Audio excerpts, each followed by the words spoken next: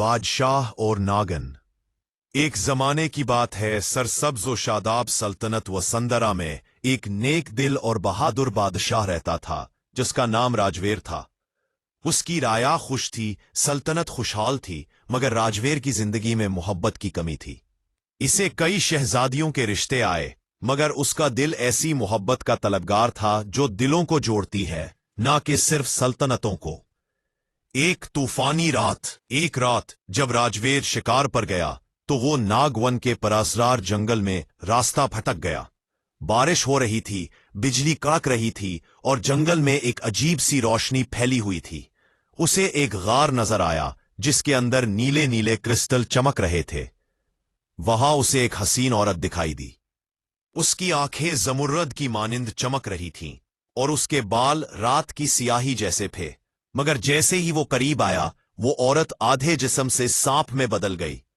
वो एक नागन थी, सांपों की शहजादी और जंगल की निगहबान। उसका नाम था नागेश्वरी। एक अनोखा रिश्ता।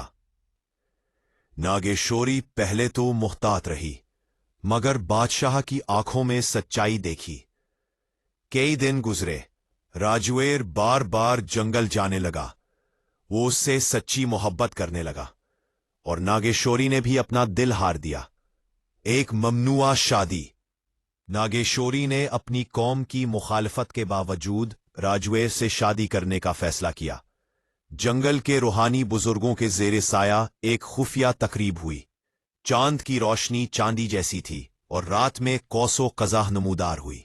जब राजवेर ने अपनी नई रानी को अवाम के सामने पेश किया तो लोग हैरान रह गए। कुछ ने डर महसूस किया, कुछ ने सवाल उठाए। मगर जब उसकी आमद को बाद दरसों की खुश्क साली खत्म हुई तो लोग उसे रहमत मानने लगे। साजिश और खतरा। राजवीर का कजन विक्रम इस शादी से नाराज था। वो खुद बादशाह बनना चाहता था। उसने एक बुजुर्ग जो नाग मंत्र जानता था को कैद करके नागेश्वरी की कमजोरी मालूम की।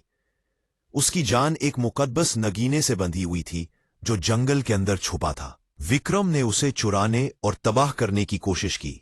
नागेश्वरी की ताकत कमजोर होने लगी।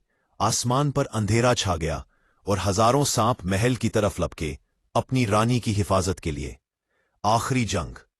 राजवीर जख्मी मगर नडर जंगल में गया और नगीना वापस लिया। उसने विक्रम से जंग की और नगीना वापस हासिल कर लिया, मगर खुद बुरी तरह जख्मी हुआ।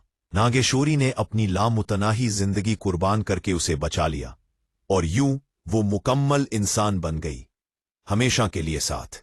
राजवीर और नागेश्वरी ने बरसों वसुंधरा पर राज किया, मोहब्बत, इंसाफ और हिकमत के साथ। अगरचे वो अब नागन न रही, मगर जंगल की रूह उसके साथ थी।